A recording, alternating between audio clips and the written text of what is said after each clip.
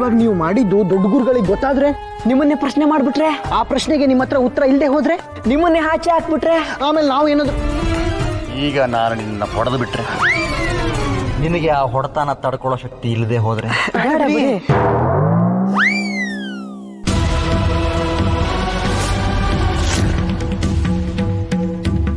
ಗೋವಿಂದಾಚಾರ್ಯರೇ,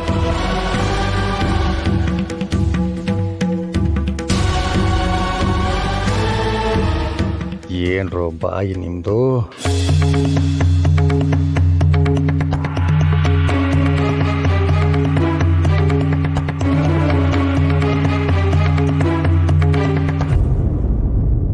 ಶ್ರೀಹರಿ,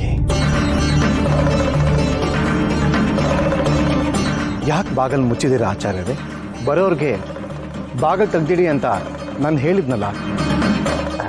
ಅದು ಗುರುಗಳೇ, ಅದು ಜನ ತ್ವರೆಯಾಗಿ ಹರಿದು ಬರ್ತಾರೆ ಅಂತ ಅಂದ್ಕೊಂಡಿದ್ದೆ, ಆದರೆ ನದಿಯಾಗಿ ಹರಿದು ಬಂದ್ಬಿಟ್ರು.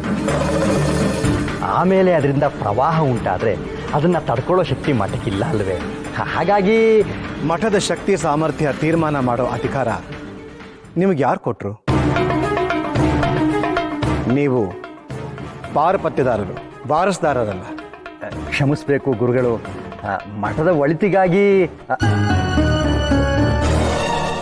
ಮಠದ ಒಳಿತು ಕೆಡಕು ತೀರ್ಮಾನ ಮಾಡೋರು ನಾನು ನೀವಲ್ಲ ಆಚಾರ್ಯರೇ, ಆ ಮೂಲ ರಾಮ. ಇನ್ನು ಮುಂದೆ ಹೀಗಾಗದಿರೋ ಹಾಗೆ ನೋಡ್ಕೊಳ್ಳಿ. ಒಂದು ವೇಳೆ ಆದರೆ ಆ ಮೂಲ ರಾಮ ನಿಮ್ಮನ್ನು ಕ್ಷಮಿಸೋದಿಲ್ಲ.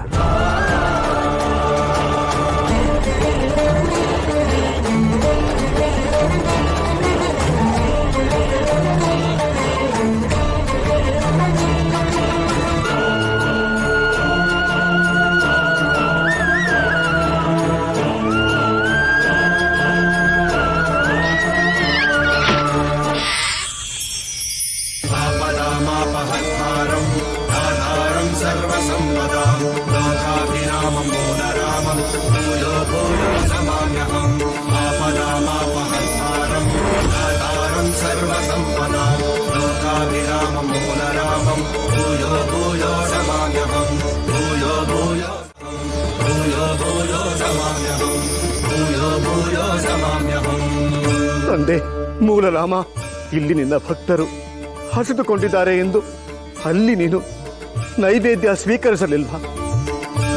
ಕ್ಷಮಿಸು ತಂದೆ, ಕ್ಷಮಿಸು. ನಮ್ಮಿಂದ ಮಹಾಪಚಾರವಾಯಿತು. ಇನ್ನು ಮುಂದೆ ಹೀಗಾಗದಿರೋ ಹಾಗೆ ನಾನು ನೋಡ್ಕೋತೀನಿ ತಂದೆ, ನೋಡ್ಕೋತೀನಿ.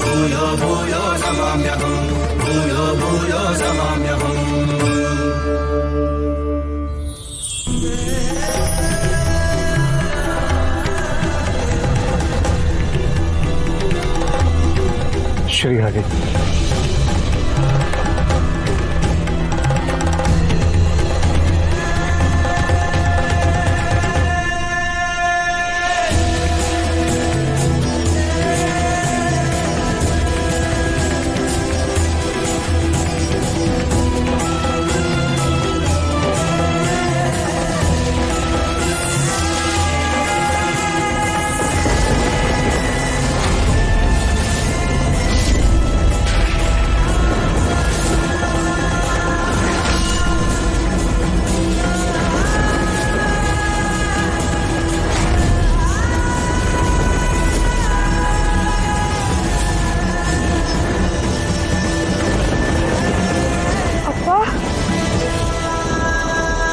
ಭರವಸೆ ಅಂದ್ಯಲ್ಲ, ಇವರೇನಾ?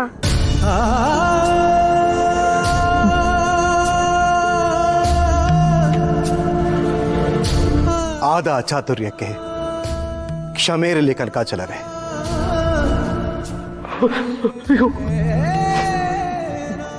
ಪೂಜ್ಯರು ಆಶೀರ್ವದಿಸಬೇಕು. ಕ್ಷಮೆಯ ಬರ ನಮ್ಮ ಮೇಲೆ ಹೊರಿಸ್ಬೇಡಿ. ನಿಮ್ಮ ಮೇಲೆ ಭಾರ ಹೊರಿಸ್ತಿಲ್ಲ, ನಮ್ಮ ಭಾರವನ್ನ ಕಳ್ಕೋತಾ ಇದ್ದೀವಿ. ನಿಮ್ಮೆಲ್ಲರಿಗೂ ಈಗ ಚಿಕಿತ್ಸೆಯ ಅವಶ್ಯಕತೆ ಇದೆ. ದಯಮಾಡಿಸಿ.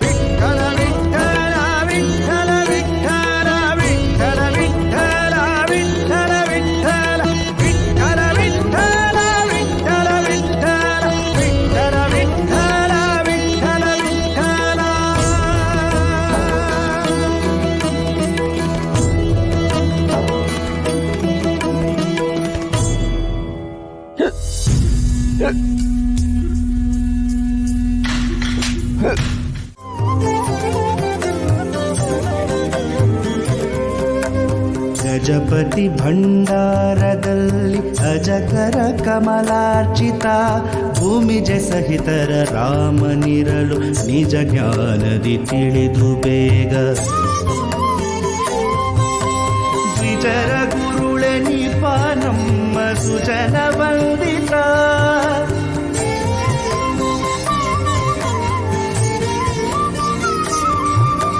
ನರಹರಿ ಮುನಿ ನರಹರಿ ಮುನಿ ನರಹರಿ ಮುನಿ ರಜನಿಯಲ್ಲಿ ತಂದ ಸುಲೋಹಜ ಪ್ರತಿಮೆಯನ್ನು ಕಂಡು ಇಂದಿನ ದಿನ ಸುದಿನವಾಯಿತು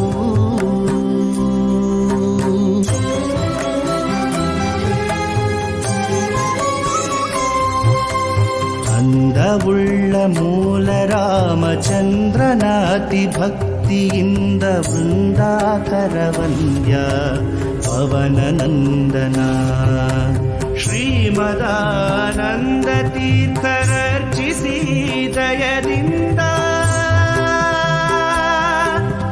ಶ್ರೀಮದಾನಂದ ತೀರ್ಥರರ್ಚಿಸಿ ದಯದಿಂದ